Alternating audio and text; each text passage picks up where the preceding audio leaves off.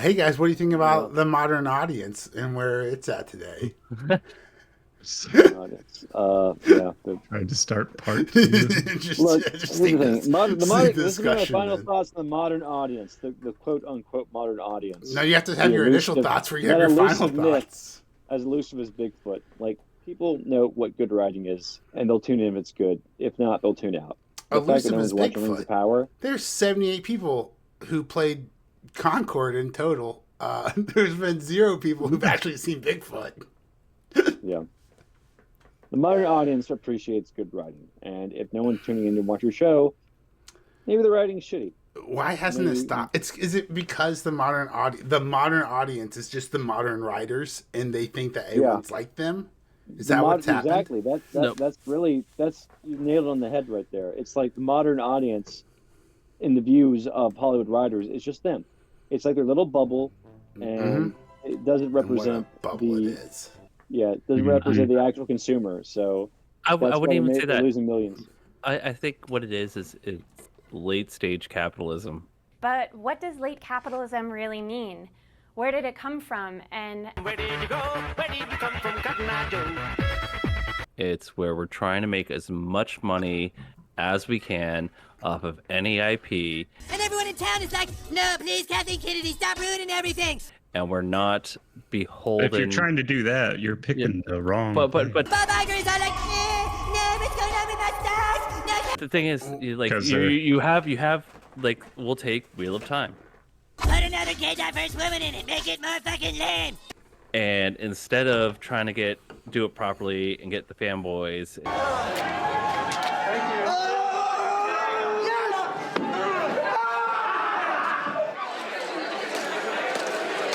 And do all that, you are trying to make as much money off of it as you can. So you try these things to attract a wider audience. They just fail at doing it because there is no wider audience. So the people that want to watch this show are the people that enjoy it to begin with. And it's consistently, they're willing to throw this money. Bitch, better have my money. To try to make more money. And you know what the crazy part is? When they got the Rings of Power, when they got the Lord of the Rings IP, their stock market went through the roof. So they don't give a shit about losing money on the show itself. Yeah. It's just the idea that they have something to offer. Merchandising, where the real money from the movie is made. When they got the Wheel of Time IP, their stock market went up. It doesn't matter whether or not the show actually sucks. When Disney acquired Star Wars, their stock went up. It doesn't matter that they have done nothing but destroy StarArs since then, because people are still willing to pay money. They're still willing to subscribe to Disney Plus. They can show that to their shareholders. Hey, we're creating more value, even though we're killing these franchises.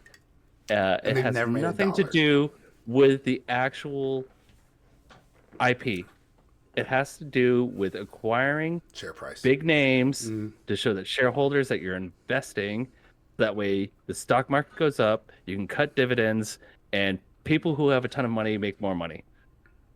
And fuck the people who have no money, who are paying for subscriptions to Disney Plus and are hating it. Yes. So late stage capitalism is my theory. How dare you? I like that theory a lot, actually. No, because I really agree. We are balls deep in late stage capitalism right now. Like anyone who's pissed off at capitalism, all the youngins out there, I get it. How do you do, fellow kids? what? I heard someone explain it to me really well, that all these young kids hate capitalism because I'm only burning my half. All you care about is money. This town deserves a better class of criminal, and I'm gonna give it to them. I want to be clear in how I characterize this. This is mostly a protest. It is not generally speaking unruly, but fires have been started. Got no damn capital. And I was like, oh yeah, like if I was trying to play Monopoly and I wasn't given any money to start with, I'd be fucking pissed. I'd be like, I don't want to play Monopoly. I want to play something else. You little... Stop fighting! Imagine playing Monopoly, where all the hotels are already gone, all the houses are already gone, and you just get the 200 because you passed go, and you roll the dice. You only get UBI. Can't buy anything. You just keep going around and occasionally you collect $200. Get charged and on you the can't way do around, shit. and here's your $200. Exactly. So that's how it is. Matt, with also your... as a side note, Yeah. Monopoly is an anti-capitalist game, which is hilarious. It's about teaching people why capitalism is bad, not why capitalism is good. You lose. Good day, sir. Anyways, I thought it was about teaching you which one of your family members cheated as a banker. It's all there, black and white, clear as crystal. Oh, 100%. Punches get thrown. Nobody's actually ever finished a game of Monopoly. Ever. Nobody. No. I dare you to name a person who's finished that game. But Matt, with your theory that this is late stage capitalism, then indeed capitalism will win out overall. And that means that at the end of the day, when the shareholders discover that there is no quote unquote modern audience, they will have to revert back to the mean. You have a point. Because or I feel... is Big Pharma going to continue to turn all of our kids? So anyways, I feel to answer that question, will it revert back to me? And I'm optimistic that it will, because if you look at the 80s, you have this like excess in movies that are just like these like generic, blockbuster over the top, and they're good, but for the most part, they're just movies that you don't watch anymore. Mm-hmm. And then in the 90s, you have this very big movement of indie films, and you have a lot of movies that were pushing the boundary. Jack, I want you to draw me like one of your French girls. Wearing this. All right. Wearing only this. And I feel you kind of see it right now, too, with like A24. Wild chicken.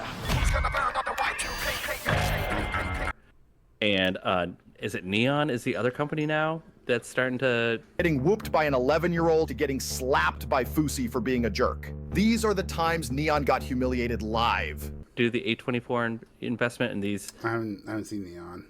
Neon is another studio. I might be wrong, but they're these smaller studios that are picking up these films that nobody would really give a chance to. Brotherhood is the Steven Seagal mega blockbuster hit movie. So I feel like Neon. We're kind of, at least with movies, you're starting to see it.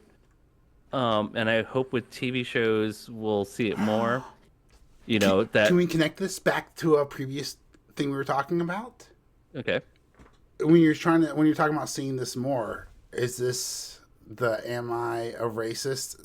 Centering white silence. Is there a black person around here? There's a black person right here. Does he not exist? They gonna say I'm racist. And the Sons of God movie, that trailer that you saw, is that God's Not Dead? God's Not Dead or something.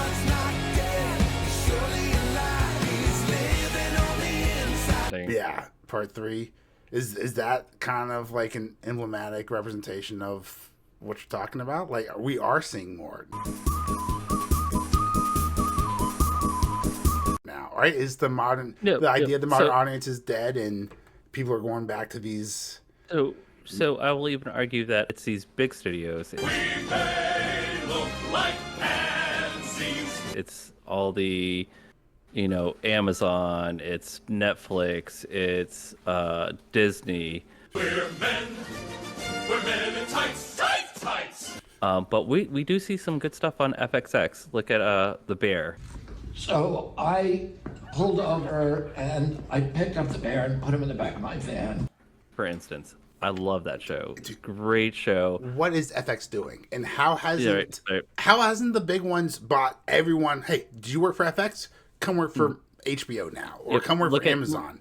Look at AMC in the aughts with Breaking Bad and The Walking Dead initially. Mm-hmm. So and Better Call Saul. This is a warning. You're in danger. This is a friendly stranger. Your whole family's in danger. Yep. Better Call Saul. I'm sure they had Beautiful. I'm sure AMC has another great TV show out there. So I think the issue is we're too distracted with these Marvel Studios, these Amazon productions, these Netflix productions, and we're not looking at the small stuff right now. But there is some good stuff out there, and I do see that stuff taking over. Another great show I love from AMC, by the way, I have to plug, Lodge 49. I think it only lasted 2 seasons, but it is a super awesome, trippy show that I suggest everybody watch. And once again, it's AMC. It's a minor channel that nobody really cares about anymore. And well, to great be shows American movie classics. That's what AMC stood for. I remember waking up, spending the night at one of my best friend's house, and waking up early in the morning, and all their parents did every morning was turn on AMC and they watched like an old black and white film because that's what they grew up watching, right? And now I don't know if that happens anymore, but I haven't heard AMC and movies in the same sense in a long time. And fortunate, and there is one big company that is actually making good shows, but they're only making a season or 2 of each, and they are saying that they will no longer invest in shows. It's down, and the Bob Iger's are like, no, what's going on with my stars? No, and that's Apple TV. Oh, they have some great series. They have The Foundation. They have Shrinking. I heard they the have... Foundation show was like mediocre, though. I mean, yeah, I liked it. I enjoyed it. I liked it. I mean, it seems like most Apple TV stuff is like Severance and Ted Lasso seem to be Severance, Ted Lasso. But I think like majority of their shows, like what C with Jason Momoa, For All Mankind, but a morning show, we're all just like, eh. But the morning show, that news show, no. That news show looks good, and so season good. 2 is dropping. But here, Paramount's got Showtime, Halo. If you guys want to watch that, we did a whole series. And then South Park, right? If you want to watch the South Park specials, I love what they've done with it. Instead of fucking cranking out, because, instead of going the way of The Simpsons or Family Guy a couple seasons ago. I'm thinking about your happiness. I know, Dad, and I appreciate it. The problem now is that these people are expecting a show. Ladies and gentlemen, Mr. Conway Twitty. No! And continue to churn out just constant episodes. And it starts to drag in quality. Right now they're focusing on doing like movie specials. South Park.